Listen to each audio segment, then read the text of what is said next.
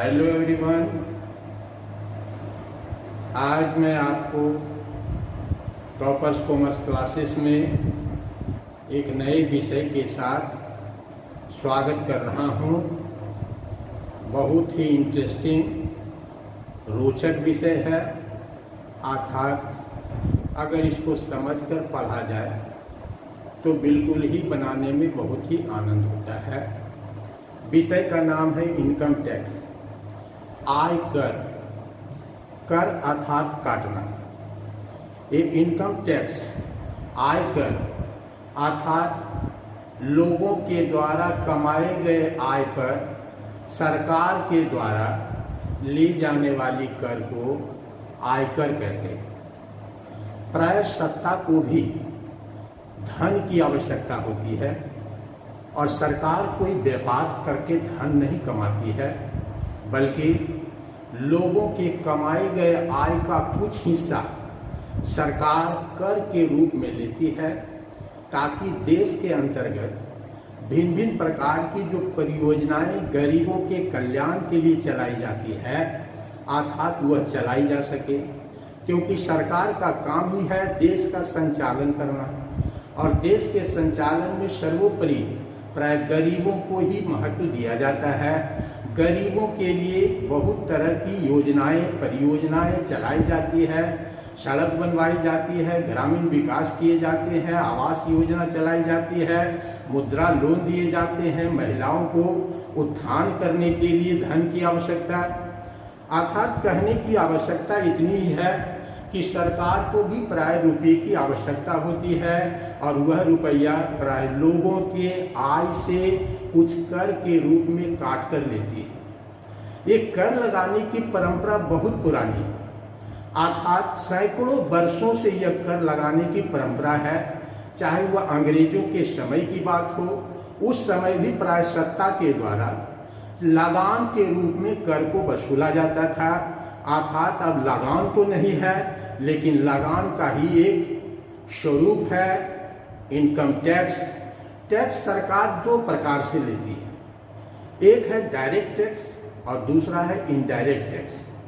Direct tax के अंतर्गत प्राय इनकम टैक्स आते हैं। इनकम टैक्स का मतलब आय पर लगने वाले कर को ही आयकर कहते हैं।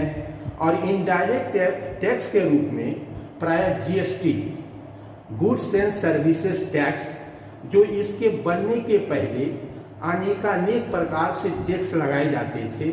कभी कस्टम ड्यूटी के रूप में, एक्साइज ड्यूटी के रूप में, वैट ड्यूटी के रूप में, सर्विस टैक्स के रूप में, import duty, export duty, means तरह तरह के टैक्स लगाए जाते थे। अर्थात उसी को संकलित कर दिया गया, सभी प्रकार के टैक्स को मिलाकर एक जीएसटी बनाया गया, जिसका मतलब होता है गुड्स एंड सर्विसेज टैक्स।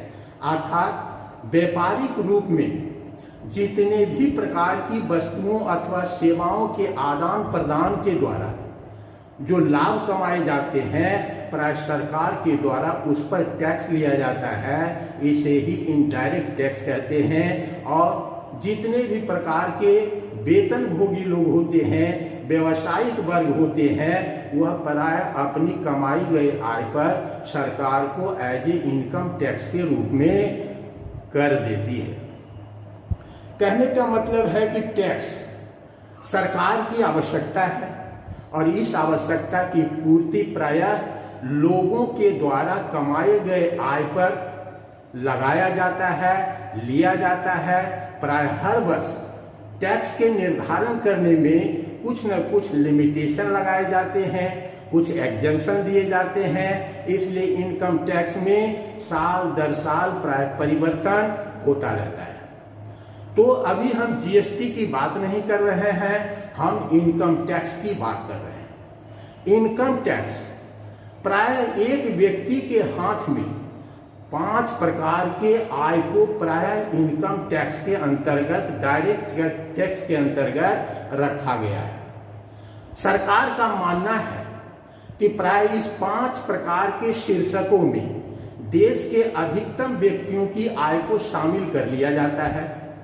अर्थात इसी 5 शीर्षक के अंतर्गत प्राय लोगों की आय की गणना की जाती है और उस पर टैक्स लगाया जाता है। वो 5 शीर्षक कौन से होते हैं तो उसको हम शीर्षक वाइज भी पढ़ेंगे। वर्तमान में सिर्फ उसके नाम हम बता रहे हैं कि एक शीर्षक जो सबसे पहला और प्रमुख और इंटरेस्टिंग टॉपिक्स होता है वह इनकम फ्रॉम सैलरी होता है। दूसरा शीर्षक है इनकम फ्रॉम हाउस प्रॉपर्टी। तीसरा शीर्षक है इनकम फ्रॉम बिजनेस और प्रोफेशन।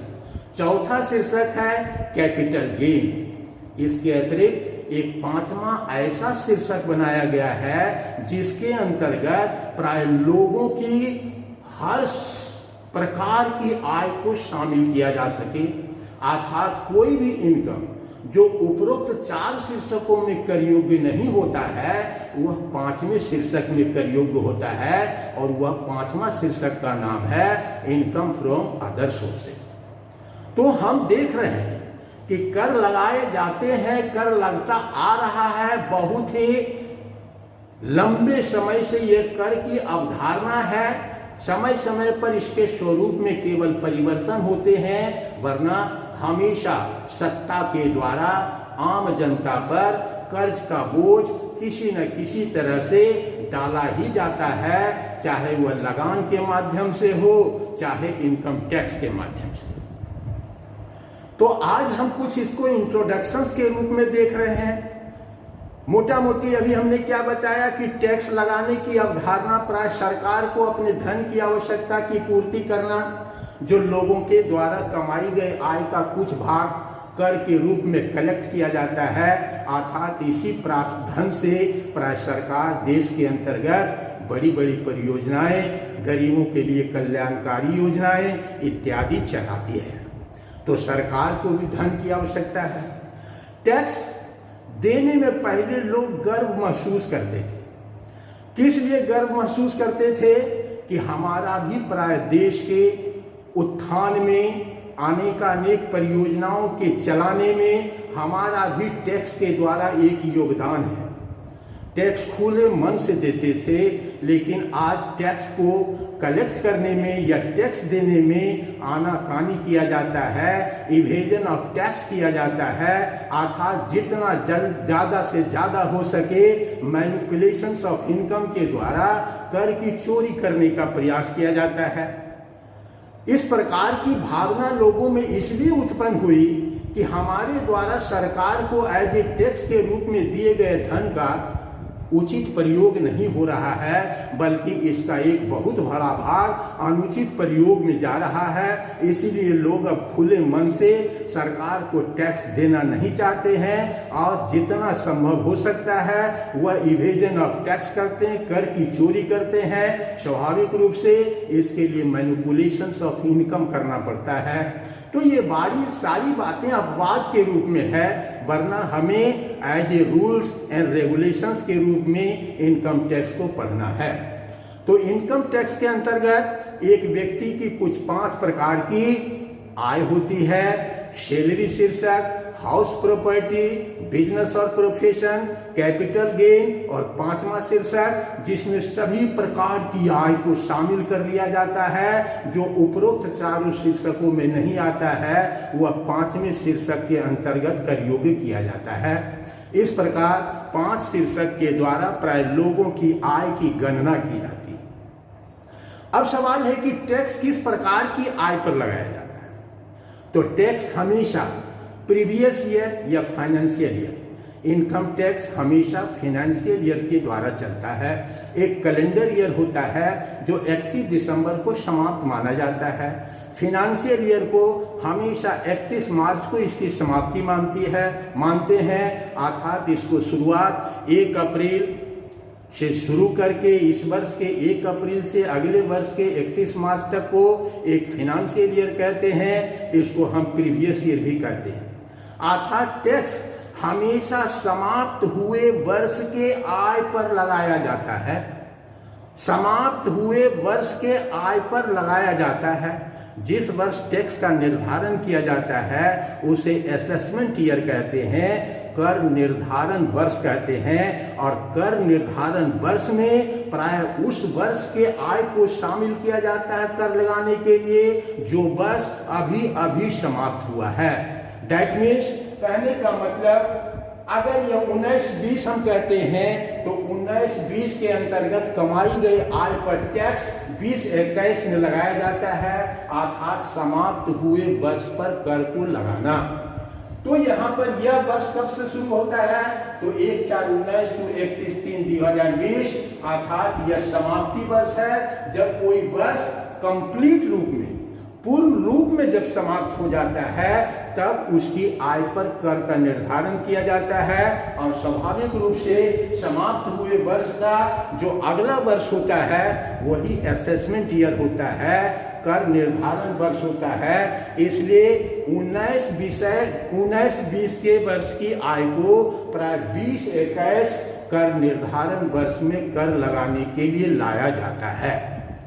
इनकम टैक्स के अंतर्गत एज ए रूल्स के अनुसार प्राय नागरिकों का भी बंटवारा किया जाता है, अर्थात किस पर टैक्स लगेगा, किसे कौन सा नागरिक कहा जाए। तो नागरिक को मुख्यतः 3 तरह के बांटते हैं, एक रेजिडेंट इंडियन, एक एनआरआई नॉन रेजिडेंट इंडियन, और एक नॉट ऑर्डिनरी रेजिडेंट।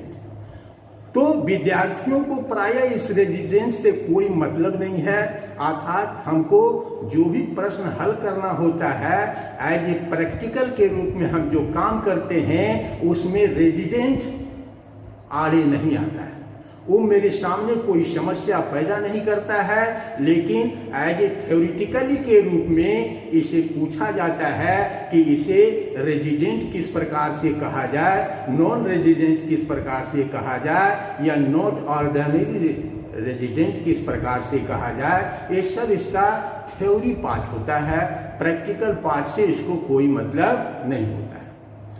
तो इनकम टैक्स की पूरी अवधारणा इसी बात पर टिकी हुई है कि सरकार टैक्स क्यों लगाती है। हम आम नागरिक, इस देश में रहने वाले लोग अपनी आय का हिस्सा टैक्स के रूप में सरकार को क्यों देते हैं। तो ये अवधारणा के रूप में हम देखे हैं कि सरकार को भी धन की जरूरत होती है, उसे भी प्रायः लाखों करोड़ों अरबों रुपए की आवश्यकता होती है ताकि देश के अंतर्गत भिन्न भिन्न प्रकार की परियोजनाओं को चलाया जा सके। टैक्स को जब प्रारंभ किया गया था, टैक्स का असली उद्देश्य था असमानता को दूर करना। असमानता का मतलब गरीब और अमीर के खाई को पाटना। अमीरों से टैक्स लेकर गरीबों के लिए कल्याणकारी योजनाएं चलाना ही प्रायः टैक्स लेने की मूल अवधारणा थी, अर्थात अमीरों से टैक्स लेना और उसे गरीबों पर खर्च करने की अवधारणा से ही प्रायः टैक्स की उत्पत्ति हुई है। तो टैक्स के संदर्भ में इतनी बातें एज ए इंट्रोडक्शंस के रूप में जान लेना एक बच्चों के लिए, विद्यार्थियों के लिए काफ़ी होगा। इसके बाद हम इसे शीर्षक वाइज पढ़ेंगे। First of all income from salary को पढ़ेंगे, लेकिन आज सिर्फ हमारा इंट्रोडक्शंस चैप्टर्स है। टैक्स, सारी बातें को समझ गए कि टैक्स लगाते हैं, कोई देना चाहता है मन से, कोई नहीं देना चाहता मन से। स्वाभाविक रूप से इसमें इनकम टैक्स ऑफिसर होते हैं जो प्रायः आपके द्वारा कमाई गए आय का छानबीन करता है। अर्थात अवधारणा क्या थी? इनइक्वालिटी को दूर करना और समानता को दूर करना ही प्राय टैक्स की मूल अवधारणा हुआ करती थी। आज भी ये मूल अवधारणा के रूप में बना हुआ है। लेकिन एक बात आप समझिए, हमारे देश के अंतर्गत कोई भी ऐसा नहीं है जो प्राय सरकार को टैक्स नहीं देती हो। सरकार को टैक्स अभी बताए कि 2 प्रकार से देते हैं, एक डायरेक्ट प्रकार से और दूसरा इनडायरेक्ट प्रकार से। एक प्रत्यक्ष तरीके से, दूसरा अप्रत्यक्ष तरीके से।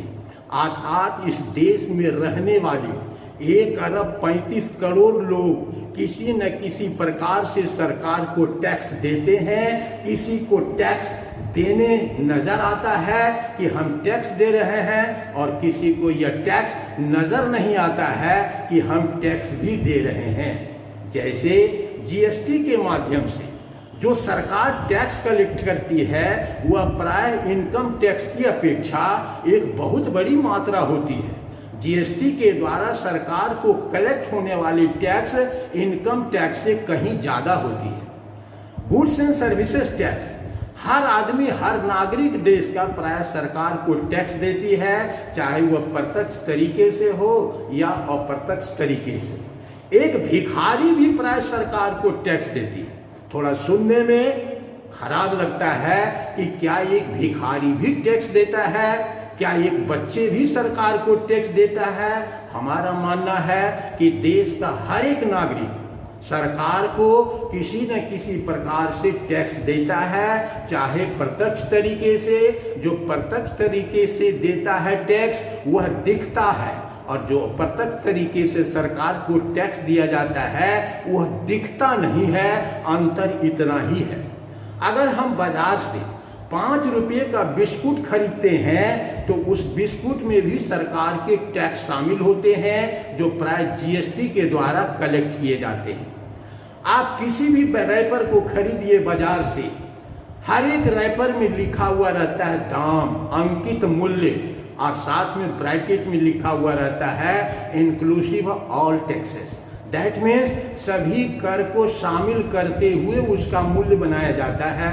तो जीएसटी के अंतर्गत जो टैक्स लगता है वह प्रायः सीधे उत्पादकों के द्वारा सरकार को दी जाती है, और वही उत्पादक वह टैक्स को अपने उत्पादित वस्तुओं पर इम्पोज करते हैं, और वही वस्तुएं हम अपने दैनिक जीवन में खरीदते हैं। तब इसका मतलब है कि हम भी 5 रुपये के बिस्कुट के खरीद पर 50 पैसे का और प्रत्यक्ष टैक्स देते हैं। यह दिखता नहीं है लेकिन टैक्स देते हैं। तो देश का हर एक नागरिक किसी न किसी प्रकार से सरकार को टैक्स देती है, चाहे वह एक भिखारी हो, उसको भी अपनी आवश्यकता की पूर्ति करने के लिए कुछ न कुछ वस्तुओं को तो बाजार से खरीदता ही है, और खरीदता जब भी है तो मानकर चलिए हर एक चीज पर सरकार के द्वारा एक टैक्स लगा दिया गया है, जो कभी दिखता है और कभी नहीं दिखता है।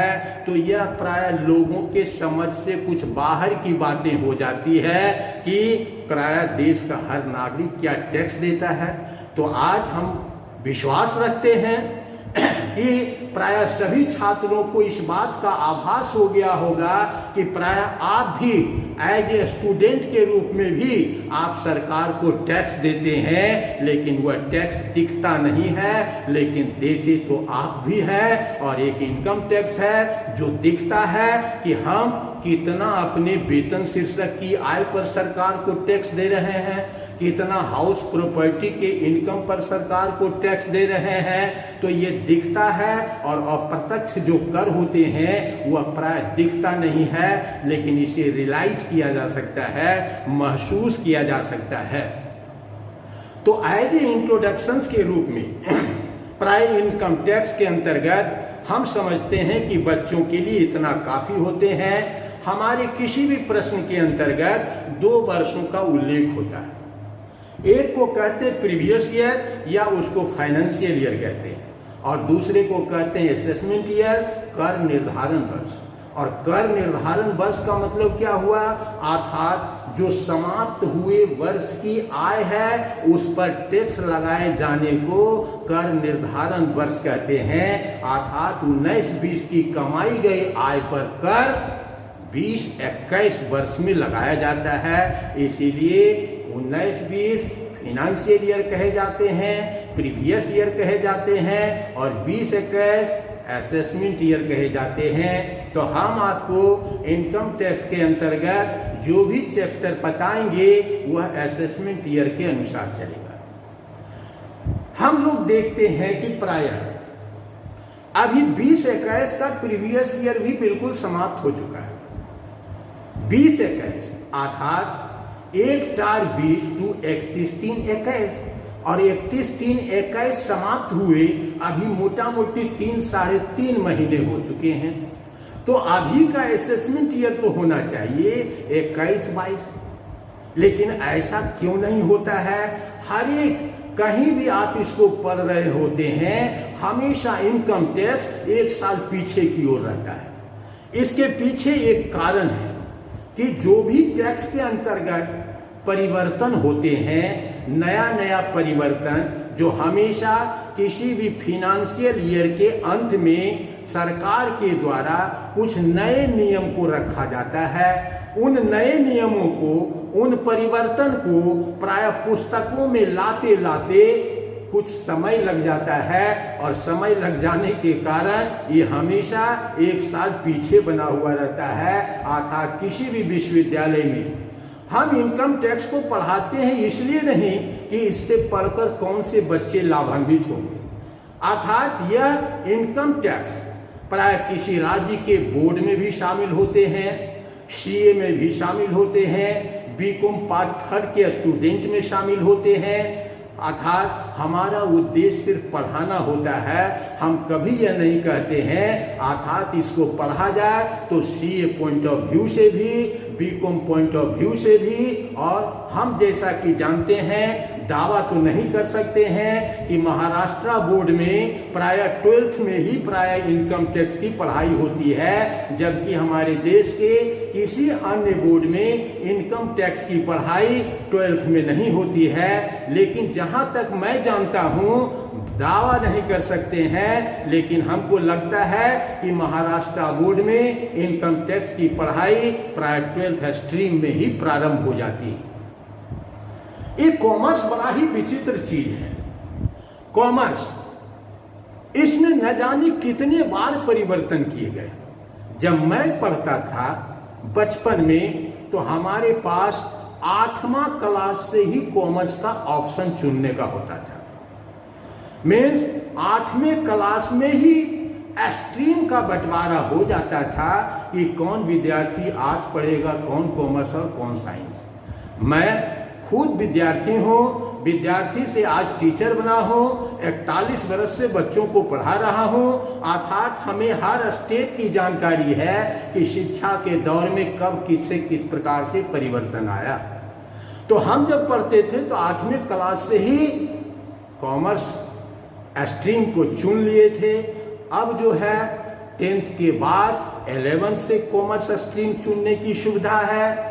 इस कॉमर्स स्ट्रीम इतना अच्छा विषय है कि अगर स्टूडेंट स्ट्रीम चुनने में, अगर प्रारंभिक स्ट्रीम 10th 11th में चुनने में गलती हो गई हो तो आर्ट्स स्टूडेंट और साइंस स्टूडेंट्स को पुनः पार्ट 1 में कॉमर्स में आने की सुविधा है। लेकिन कॉमर्स से साइंस में और आर्ट्स में जाने की सुविधा नहीं होती है। यह कॉमर्स इतना कंफर्टेबल सब्जेक्ट है कि आप चाहें तो 12th साइंस के बाद भी कॉमर्स में आ सकते हैं।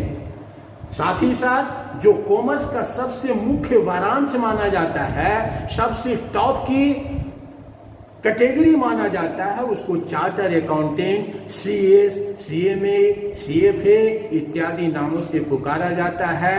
अर्थात यहाँ पर कोई भी विद्यार्थी चाहे साइंस पढ़कर आए हों, आर्ट्स पढ़कर आए हों या कॉमर्स पढ़कर आए हों, सबको लेने की सुविधा प्रदान की गई है। लेकिन कॉमर्स वाले के लिए कुछ विशेष छूट का प्रावधान है, क्योंकि ये सारे सब्जेक्ट कॉमर्स बिलोंग करते हैं। साइंस वालों को कठिनाई होती है, कॉमर्स वाले को कोई कठिनाई नहीं होती है। इसीलिए परसेंटेज में थोड़ा कॉमर्स स्टूडेंट को कम मार्किंग माना जाता है और साइंस स्टूडेंट को अधिक मार्क्स आने पर ही प्राय सीए में एडमिशन्स होते हैं या रजिस्ट्रेशंस होते हैं। तो इस प्रकार कॉमर्स के बारे में भी थोड़ा हमने चर्चा कर लिया। इसमें कोई बुरी बात नहीं है। अगर आपने कॉमर्स स्ट्रीम का चुनाव किया है तो एकदम मानिए कि आप चुनने में कोई गलती नहीं किए हैं। अर्थात गलती तो साइंस वालों से और आर्ट्स वालों से हुई है, जो अपनी गलती का सुधार प्राय कॉमर्स साइंस स्ट्रीम से आकर कॉमर्स में कर सकता है। लेकिन कॉमर्स स्ट्रीम जो गलती नहीं की गई हो उसे साइंस स्ट्रीम में जाने की आवश्यकता नहीं और जाने की कोई छूट भी नहीं होती है। तो इस प्रकार कॉमर्स आज के समय का एक बहुत ही मजबूत स्तंभ है।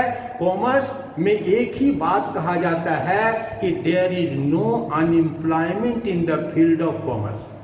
कॉमर्स में बेरोजगारी नाम की कोई चीज नहीं है, अर्थात नौकरी ढूंढने की आवश्यकता नहीं है। कॉमर्स में हमेशा इस बात का ज्ञान दिया जाता है कि आप लोगों को नौकरी दे सकें, इसके लिए आपको तैयार किया जाता है।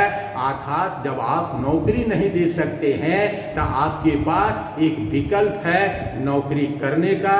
वैसे हमेशा कॉमर्स बिल्कुल ही एक ऐसा मंच है जिस पर अरबपति और खरबपति बनने के सपने को देखा जा सकता है, वरना साइंस और आर्ट्स स्ट्रीम में यह संभावनाएं बिल्कुल नहीं होती है, क्योंकि कॉमर्स वाले बिजनेस माइंडेड होते हैं और बिजनेस माइंडेड ही प्रायः अरबपति और खरबपति होने के सपने को साकार कर सकते हैं। नौकरी करने में ज़्यादा से ज़्यादा हम लखपति बन जाएं और करोड़पति बन जाएं, ये बहुत बड़ी बात हो जाती है। तो बच्चों, आज हम सिर्फ इंट्रोडक्शंस में ही खत्म कर रहे हैं। कल फिर हम आपको इनकम फ्रॉम सैलरी नामक शीर्षक शुरू करेंगे। जरूर वीडियो देखिएगा। हम जो इनकम फ्रॉम सैलरी के अंतर्गत कंसेप्ट देंगे, इस दावे के साथ देंगे कि मेरे कंसेप्ट का कोई किताब भी सामना नहीं, यद्यपि कि हम भी किताब पढ़कर ही कंसेप्ट तैयार करते हैं, लेकिन concept in on words bank में किताब पढ़ते हैं और उसे अपने शब्दों में व्यक्त करते हैं। मैं कोई डायग्रामेटिक रिप्रेजेंटेशन नहीं देता हूं जो आपको उलझन में डाल दे।